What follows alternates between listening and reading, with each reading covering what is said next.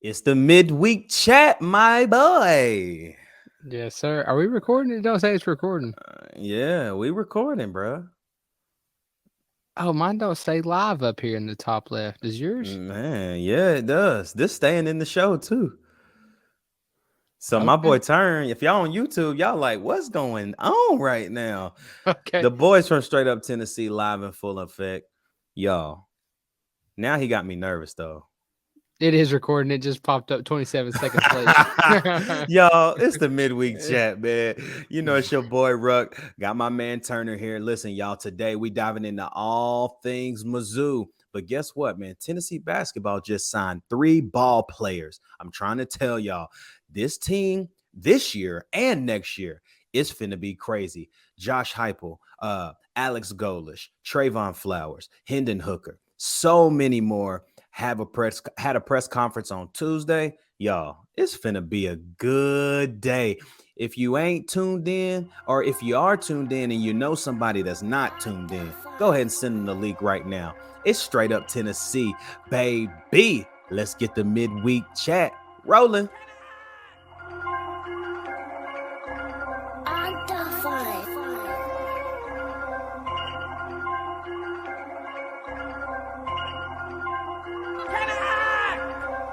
The Northander sets the race onto the field.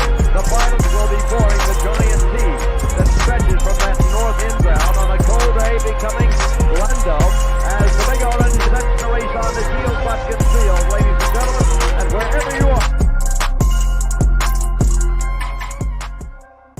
Hey, yo, what's happening, people, and welcome to Straight Up Tennessee. It's the midweek chat, man. Tennessee, your number 5. I don't like saying that. I know. Your number 5 Tennessee Volunteers face off against the unranked Missouri Tigers this Saturday at noon. Man, let's go ahead and start this episode off like this, bro. We knew that we were going to get to number 5, right? 100%. But it just doesn't. There's so many things that are going to factor into that. However, we knew we would end up at 5. But when you look at the teams TCU has played in the top 25, the teams Tennessee has played in the top 25, who are still in the top 25, there is a huge difference there, my boy. I think TCU's highest ranked win was against Kansas State at 19, and they were on their backup quarterback that game, if I'm not mistaken. So, I mean, when you look at it, strength of schedule, yes, TCU is the only other team in the country with 4 top 10 or top 25 wins. However, Tennessee is 5-4-1 against the top 5-1. 5-1. Yeah, we're 5-1 against the top 25. You knew they had to do that, though. You know what I'm saying? Yeah, they had to. I mean, I get it. I really do. I really do believe that Tennessee's hopes and dreams are literally in their hands, and then there's a little bit of shakeup that has to happen in that top 4, and I think we could see that shakeup happen as early as this week. Oh yeah, man. TCU's got a tough game going into Texas. It's a 7:30 night game. I mean, there's number 18, right? Texas is 18. Yep. And then not only do they have Texas this week, they got Baylor next week at Baylor. You can't sleep on Baylor, even though they're not having the best year. Iowa State after that, right? And then you got Iowa State. Now, Iowa State's a home game for TCU, but they got 3 games to end the year that are real kind of suspect. And then, one of the 2 has to lose between Ohio State and Michigan. And so, I mean, there's a lot of things that can shake up in these last 3 weeks of the season. Yeah, man. And I just don't know how, I mean, speaking on TCU, I don't know how much longer they can keep up coming from behind like they are every game. Down 14, 17 points and coming back every game. I mean, eventually, I'm not saying it's not going to happen, but your luck might run out after a while. Somebody's going to feast on that opportunity. And I mean, you look at their wins this year, man. They've had some quality wins. They beat a terrible Oklahoma team earlier in the year. I think that was week Mm-hmm. 4.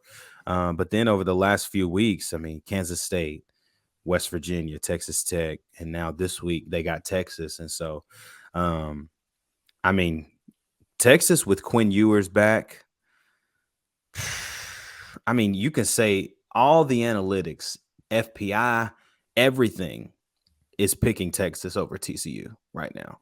And I think it's the factor of that they got to go to Texas at night. Yeah. Nothing plays in their favor. CFB graphs has Texas as a 57.97% to TCU's 42.03. I mean, obviously that's, as you can almost say, that's 60-40. Basically, people are picking Texas there. What's the line in that game? Do you know? Not off the top of my head. Thinking about that, it's such an interesting game to me as well. The way it's placed, the time. It's like the CFP knows what they're doing, bro. Like the college football playoff knows exactly what they're doing. And it's all about the drama for them. Like, how can we cause and create more drama so that people just continue to watch? Yeah. And I think that's a big one, what you just said. What can we do to get people to watch? It's just like the college football playoff, top 25, in my opinion. Putting TCU at 4 and putting Tennessee at 5. People can come back and watch next week. Just to see what happens. I mean, here, let me ask you this, Turner. Let's say TCU ends up winning that game, right? Okay. But let's say they win ugly. Okay. Do they stay if Tennessee has like an absolutely insane win against Missouri? Yeah, I think they do because it's an 18 ranked Texas. A win's a win. I mean, we've seen that. We've seen how far a win can go with CJ Stroud now being the front runner. I mean, he had an awful game, absolutely terrible. Didn't have over 100 yards in the air or on the ground. But Ohio State won. That's what made him jump, in my opinion. Now, Hendon Hooker didn't play good, don't get me wrong. But correct. Yeah, we all know that. I mean, CJ Stroud didn't do nothing either. Talking about this TCU Texas game one more time, ESPN FPI's predictor has Texas a 73 to 27% favorite. The line right now is -7 in Texas's favor, by the way. Dude, I'm so interested to see this game. This is actually one I might tune into, man. Quinn's back, right? Quinn Ewers is back. Oh, right? yeah. Quinn Ewers is playing. They still got, the Robinson's there, Xavier Worthy. They've got plenty of playmakers out there for Texas to win this game. I think it's honestly, it's in Texas's favor, bro. They can either lay an egg or go out there and win this game, Yeah, absolutely. And I mean, I'm just sitting here looking at Texas's schedule. I mean, their schedule ain't bad, man. No, I mean, they played Alabama in the second game of the season. Not only did they play Alabama, they played Oklahoma State, lost by a touchdown.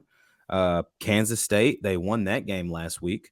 And check this out. So TCU's got to play Iowa State.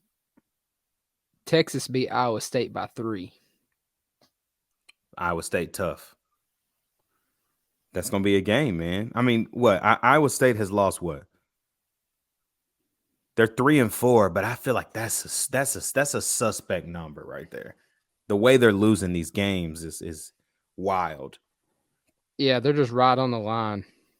I mean, they lost to Kansas State 10-9. That's crazy. They lost to a 17-ranked Baylor 31-24. Man. They lost to Kansas 11-14. I mean, that's not a game TCU wants to be in. No, bro. No, because they're also probably pretty tired of getting. Or I'd be pissed if I was getting beat by 3 to 5 points every freaking game, especially against a ranked team. Oh my gosh, dude. It would drive me crazy. I don't think I would even be able to I wouldn't be able to think straight because I'm like, how are we losing to really good teams the way we're losing? And I honestly think it's just you think of it this way, man. Like we saw it. We saw it firsthand. They just got more dudes. Mm-hmm. They got more dudes, man. Um, Interested to see what happens this weekend in the CFP playoff race. I think there's a lot of shakeup that can happen, but then also there's some things that it could honestly stay the same if TCU takes care of business. Um, who knows what it'll look like? But looking forward to next Tuesday night and just seeing what happens on Saturday and how the committee chooses, because you can't tell me that resume doesn't matter, okay? And Facts. you can't tell me that anybody watching this subscriber, if you're not subscribed, what are you doing? Hit subscribe right now. Like, comment, subscribe, join the channel so you never miss a pod. If you're on Apple, Spotify, thank you for rocking with Straight Up Tennessee. And this is Straight Up Tennessee family, man. But let me say this now. If you don't, if we're talking about resume and you don't look at what Tennessee's done, and you don't look at the way we lost to Georgia. Yes, the game was different than what the score was, right? 27-13. That's like, they just didn't have they just weren't on. We know Mm-hmm. that we were actually dominated, but that's not what they're looking at. And so you cannot tell me that Tennessee isn't one of the best 4 teams in the country in 2022. Give me TCU right now. We'll go to TCU. I promise you. Yeah, 100%. So it's just I wish that they would also look at things like that, like at an unbiased way, but understand, like, y'all know that we are one of the top 4 teams. But again, bro, everything will flesh itself out. We've got plenty of time. And I'm glad that we ended up number 1 the first week. Yeah, I am too. And no offense to TCU, but Tennessee SEC football, it's just a different tier, man. It really is. And I don't know, man. So this is a conference game, correct? Texas is a conference game. That's correct. So is Iowa State. Yep. I mean, I'm looking at the standings. Baylor is also a conference game. Yep. You got TCU number 1 in the conference, Baylor number 2, Texas number 3. It's gonna be the next few weeks, man, are huge games for them. And like I said, it's gonna flesh itself out. I'm very interested to see what happens here in the next couple weeks. So okay, what about this one? I know we're talking a lot about TCU, but our fate rests in TCU's hands. A little bit. It really does. It does. So TCU goes undefeated regular season, okay? Yeah. They lose in the conference championship. They out. You think so? Yep. 100%. I do too. 100%. You want me to tell you why? A team in the Big 12 cannot have a loss like that. No. Like who you think TCU is going to play? Probably Texas. It's hard to beat a team twice. That's facts. That's facts, man. So who knows? Who knows what's going to happen, bro? But I'm excited to see kind of what shakes up in the next couple weeks. Tennessee's just got to take care of business these next 3 weeks, starting Saturday with Missouri and then going to South Carolina. I don't care what time we playing, what network we're playing on. Go beat them. Go tear them to pieces. And then come on back to Neyland East, or Neyland West is what we call Vanderbilt Stadium, because it ain't going to be a lick of black and gold in there. Promise you that. Well, and I think too, talking about Tennessee football, I think Tennessee football has something to prove. Even though these last 3 games are unranked games, unranked opponents, I think Tennessee's got something to prove. Like, I think, because I'm not saying that people are doubting us, but at the same time, people are doubting us. Like, oh, it's just Tennessee football again. They lost to Georgia, whatever.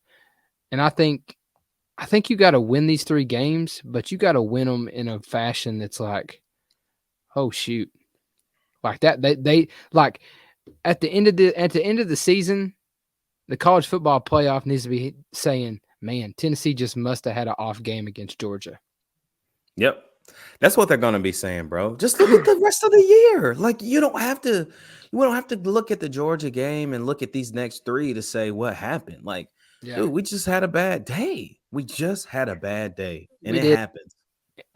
And going on the press conference, I'm sure we're going to talk about press conferences, but yeah, let's dive in. Do you see what Alex Golish said when somebody asked him, was like, do you think Georgia laid out the blueprint of stopping the offense? Yeah, he responded and he was like, "Huh, wow, interesting question." Like, he's like, "I don't think that it was a blueprint." No, but he was like, "They schemed very well, and we schemed very well. They performed, we didn't perform." That's it. I mean, plain and simple. Yep. Yeah, I mean, it really is that simple. And you could see it, bro. We left. I mean, look at the game. We left 4 scores on the field, man. We left 4 of them on the field. How are you going to beat a team like Georgia and do that? You're not. You're not going to. So I agree with you, man. I think looking forward to these next 3, it's got to be convincing. Like, let's beat the absolute piss out of these teams and get up out of here, Yeah, all gas, no brakes, baby. All gas. I put as much on them as I can. And, I mean, we got to. And everybody's got to show up. I mean, I want to see big game. Brew been quiet since LSU, dog. Yes. And it's not his fault necessarily. We just got to get him. We got to get him involved. And see, he's the type of guy. He ain't going. He's not the receiver that's going to beat you deep. That's what we got. That's what we got Hyatt and Tillman for. Sure.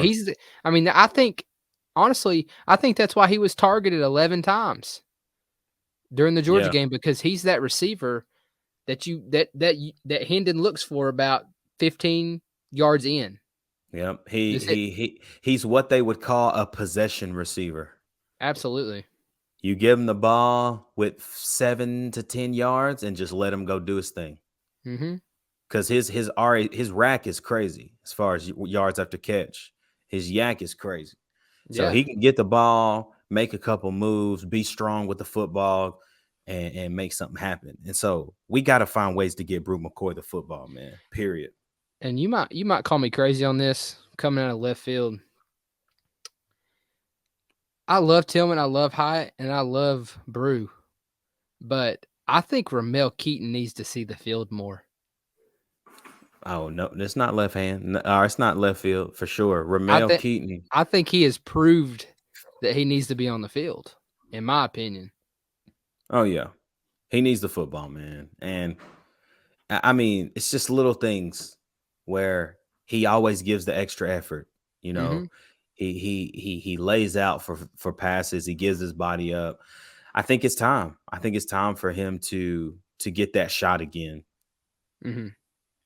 I did see, talking about the press conferences, I did see, or I did hear, they asked Tim Banks. They were like, so this has been going on 2 games now, Turnage and Slaughter at corner. Is that your considered starters going in, or what's going on? He said, man, we just feel like those guys have, just settled in, at that position. And he said, getting Christian Charles healthy, I'm sure he's going to be in there somewhere in the mix.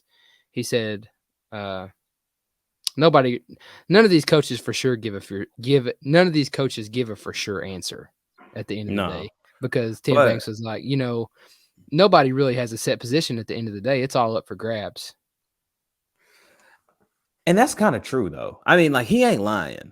But also, man, those are the guys that need to be back there. I'm gonna be honest. I think Turnage is finally starting to settle in. Yeah, no, he has. I mean, he gave up the one play to Arian Smith against Georgia. He was all over him. That's just a great throw and a great catch, man. Didn't realize, but they said that the back of the end zone pass to Rosemary Jack Saint was actually on Danico Slaughter as well.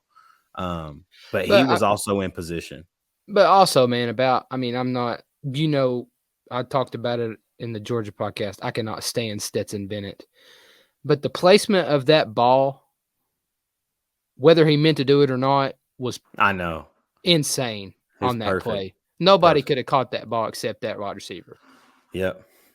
And so I am very excited about the future of the cornerback room, especially with the guys we got coming in. Not only with the guys coming in, but also, I mean, we got guys sitting right now. Jordan Thomas, Christian Harrison, Andre Turrentine. We've got guys back there, man, that are going to make plays. And I'm just excited to see the future of the secondary. I think it's been the last piece to kind of put this thing fully together. You know what I mean? Mm-hmm. I'm excited I'm excited. You're kind of talking about these younger guys, man. I'm excited about the future. I don't want to look towards the future, but man, I don't want everybody thinking that this is like a one and done year. Like, oh, Tennessee comes out here and kills it this year, and they're going to have a big drop off next year. I don't think that's the case. No, this is just the beginning. This is just the beginning. And I told somebody this today. Oh, I told my boy, Matthew, who sits beside me at the football games. We were talking back and forth. If you watching, bro, shout out to you, my dude. But we was talking back and forth, and we were talking like, bro, people. I think it might have been him. He was saying, I feel like people doubting us, or they down on us now. I was like, can you believe that we're doing what we're doing and Heupel don't even have all his dudes yet? Like, wait, Nico, y'all got to remember, Nico on the way. Cam Seldon on the way. Nathan Leacock on the way. Like, we got boys coming. And so just had a 3-star tackle who's actually a 4-star on the rival site in Vyson Lang on the way. We got 4 stars sitting on the bench in Masai Reddick, offensive lineman. Like, we got dudes. It's just they've got to develop and be ready. And there will be a day where we will have freshmen that make instant impacts. And that's the day that we'll know that we are back to being elite. Absolutely. Y'all, that just feels so good to say. Like, one day we going to be elite, and it's one day soon. I think it'll be sooner. I mean, it's freaking sooner than everybody thought. Somebody said today that Josh Heupel is about 3 years ahead. Yeah, I still think I don't know how, but I mean, I don't know how you want to argue this, but Josh Heupel is Coach of the Year in my eyes. Not just because I'm a Tennessee fan, but just outside looking in. Second year, and you're 8-1. Come on. Yeah, bro. And you took over a depleted roster, bro. Yeah. No, you're number one. How many did we lose in the transfer portal last year? Like 30? Oh man, 34, I think. Yeah, let that settle for a second. Dude, you know how many, look, I'm gonna bring this to the podcast because you and I talk about this a lot. Like, imagine Eric Gray in this offense. Oh, I mean, oh my goodness. Oh my goodness. My gosh. Eric Gray in this offense, Brody. Ooh-wee. I'm gonna hit you with another one talking about. I mean, I know he didn't transfer out. This dude, I think, would just been a monster in this offense. Who's that? Quez. Who? Oh, Marquez Callaway. Yeah, he would have probably had already about 2,000 yards receiving. Oh man. They asked Joshua Dobbs last week on SEC Nation during the Tennessee Georgia week. They asked him, like, Josh, like, how much fun would you have had in this offense? He like lit up. He was like, oh my gosh, so much fun. I'm like, yeah, Dobbs would have been running for 200 probably in this offense. He'd have been like Daniels from LSU. Oh, yes. Only throw it when you have to. Yeah, I mean, run, bro, just run. And see, Dobbs. I mean, I want to say Dobbs wasn't that fast. He didn't look that fast, but man, he had moving, like this. God, his stride. He had 2 strides. He's ran 10 yards. Literally, bro. That mug looked like a gazelle. Man, He looked like a gazelle. Hey, y'all, man, at this point in the episode, man, first of all, we want to thank you guys for rocking with Straight Up Tennessee. As always, man, it's Straight Up Tennessee, baby, from the Vols to the Grizzlies. The Memphis Grizzlies are actually having an incredible year. We're actually going to be doing a basketball preview show here in the next few weeks. I say preview, but it's really more of a catch up, like, hey, what's going on in the world of the Grizzlies and Tennessee basketball, man. We are rocking and rolling. But like I said, man, at this point in the show, we want to thank our sponsors. And we want to tell you how you can be involved, not only by listening to the podcast, but also by rocking some Straight Up Tennessee gear. Y'all, Tennessee Sporting Goods is a proud sponsor of the Straight Up Tennessee podcast. They're not only a proud sponsor, they are an incredible partner. We love what they are doing in the city of Knoxville and how they are continuing to pursue and change really all athletic needs that you may need.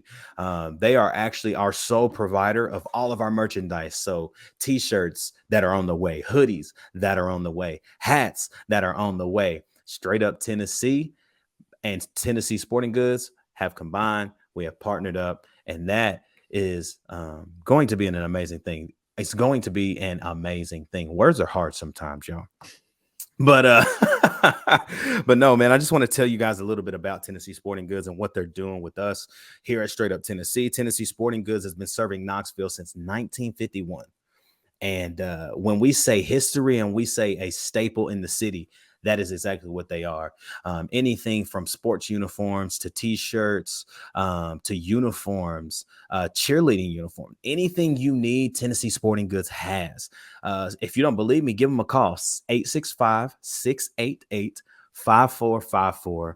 Ask for Taylor, ask for Jared, ask for Melody, and they will take great care of you. They are working feverishly on our website. I'm telling y'all, we've been telling you about our merch and our things that are going to be coming out. It is on the way. I promise you. So make sure you stay tuned. Everything on our website is going to be 20% off. If you are shopping at Tennessee Sporting Goods at any moment, just, hey, mention Straight Up Tennessee. You might get 5, 10, 15, 20% discount. And all you got to do is mention us. And so it's going to be this partnership is huge for us, and it's huge for this podcast, but it's also going to be huge for the city of Knoxville.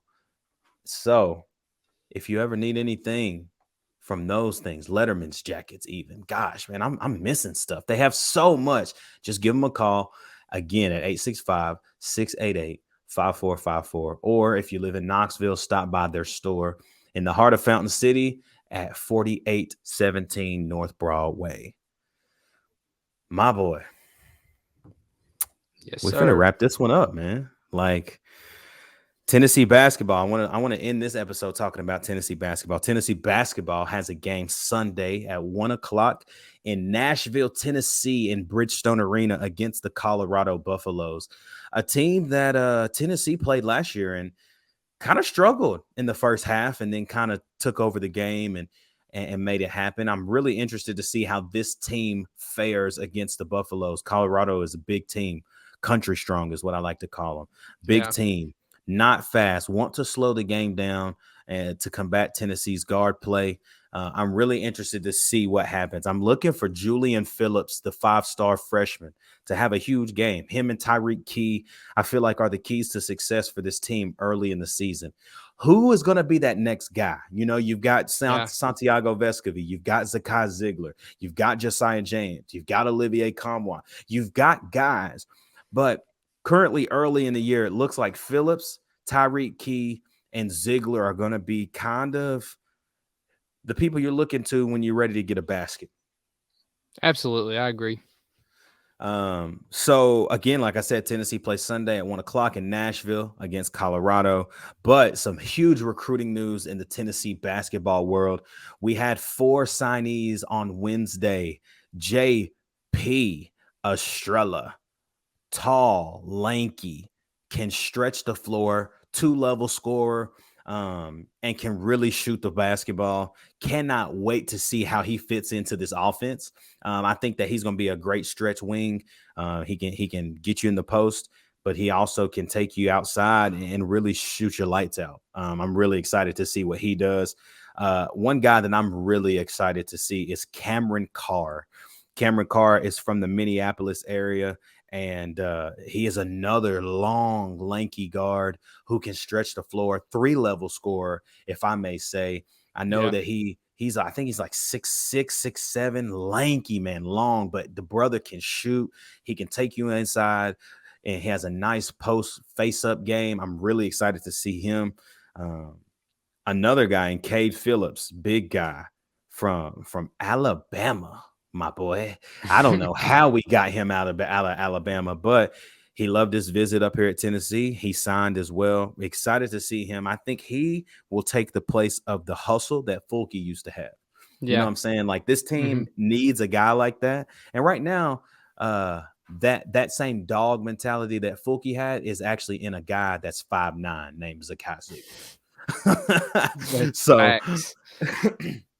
So it's time to it's really cool to see the size, man. Like, Tennessee's getting like big dudes. Like, we don't do that, you know. No, we definitely got the size, man. It's crazy.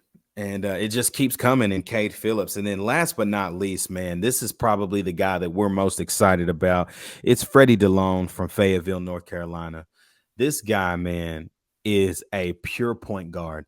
Rick Barnes says it this way, okay? Rick Barnes says it this way about Freddie. He's the definition of a Tennessee guard. He literally said Freddie is the definition of a Tennessee guard. What that means to me is IQ is on 100. His ball handling and his smarts on the floor, the way he sees the court, his vision, the way that he takes care of the basketball. That was one thing that I felt like Rick Barnes cultivated in Jordan Bone when Bone was here. You look at Bone from his freshman to his junior year. His last year was his junior year before he went to the NBA. I mean, anytime he had the ball in his hands, I was never worried. Now, when Lamonte would get the ball, I'd be like, oh, shoot, what Lamonte finna do? What Monte finna do? But I mean, when Rick Barnes says he's the definition of a true guard, Tennessee point guard, I think about Jordan Bone. I think about just recently. I think about Kennedy Chandler. Kennedy Chandler did not turn the basketball over. He could also play off the ball. So if Zakai Ziegler came in and ran the point, Kennedy would play the 2, gave him more operations to score the basketball at different levels instead of having to run the offense. So this signing class in 2023 is money, and I can't wait to hear and a Tennessee 3. Yes, sir. I'm with you, bro. 100%. Man. Brody, I like this midweek chat. I like having other sports to talk about, bro. Right? I feel that. Hey, listen, y'all, man. I know we were supposed to have a guest this week. We might have to just push that to next week. Who knows what we're going to do? We're definitely going to get some people on here, especially with basketball season cooking up. Actually, during the Georgia week last Tuesday, we were actually supposed to have Aaron Corum from Stat Chat Sports join us. He will be joining us very soon. Might even be doing an every other week type show with us because he is heavy in the basketball numbers. When his Stat Chat Sports and all your betting needs and what to do, whether to take the over, whether to take the under, he is going to be your guy 100% when we start talking all things Tennessee basketball, because he loves the Tennessee Volunteers basketball team. And it's going to be really cool to get him on this show and kind of chop it up with him and just get his thoughts on this year as it's well underway. One game under their belt, and now another game to look forward to on Sunday, man. And then baseball on the way, man. I know Turner going to have a bunch of dudes, man, a bunch of people that we can chop it up with during baseball season. The only thing that I care about when it comes to baseball is we need to just give Tony V as much money as we possibly can and never allow him to leave the University of Tennessee. Facts. Oh, bro. Okay. I'm going to say this and then we'll wrap this up and we'll talk. We do this every midweek chat, but I got to say this. Me and Turner went to the Kentucky game. Yep. We were at the Kentucky game. We tailgated the whole day. Man, we see 2 VFLs. We walk in the Circle Park, Ron Slay. I was like, Slay, He said, "What it do, baby? What it do, baby?" I was like, man, Ron Slay, that's the go. And then we're walking to the game, and I'm like, man, this golf cart driving fast. Like at first, I'm like, man, somebody gonna have to stop this golf cart. And it was Tony V in the back of it. Yes, sir. But it wasn't just Tony V in the back of it. That boy had on a leather Air Jordan bomber jacket. He wore he wore it when the baseball team got announced. Yeah, and I was like, that boy was clean. Man. I said, so Tony V, I know we gave you some money, like you got some money, but we try and give you more. Don't leave. Please stay. Please stay. You brought the swag back to that squad, my boy. Facts. Turn, man, as we wrap up the midweek chat, everybody like, comment, subscribe. If you're listening on Apple, Spotify, or wherever you find your podcast, thank you. Thank you for the support. Thank you for listening to Straight Up Tennessee. And we are just getting started, man. We got a lot more coming for the rest of 2022. Y'all, like there's 9 weeks left of this. Oh my gosh. Crazy, not even 9, bro. I think 7 weeks. It's crazy to think about. The year is over, man. And so before we wrap up the midweek chat, Turner, I know on Tuesday you mentioned your score prediction. Anything changing there as we get closer to the One More Day episode, boy? No, I'm going to say 52-13. I'm going to stick with it. I still like my 51-20. Okay. I do. I see 51-20, and that's still a booty whipping. But I also see the defense playing well, too. So who knows? Tomorrow on the One More Day, I could have a completely different score, bro. I don't know. We'll see. But, man, y'all, thank you for rocking with Straight Up Tennessee. Remember, like, comment, subscribe. It's the midweek chat, baby. We'll be back tomorrow for the One More Day, and then we'll see you back here on Sunday for the Next Day Missouri edition. Turner, any last thoughts, my dude? I'm good, man. I'm good. Hey, y'all. I just wish like we had a choir to sing. It's Straight Up Tennessee, baby. Hey, but we don't. So you just Turner, you end the show this time. Hey, come on, Turner. Come on, Turner. You already know what it is. It's Straight Up Tennessee, baby. Let's get it.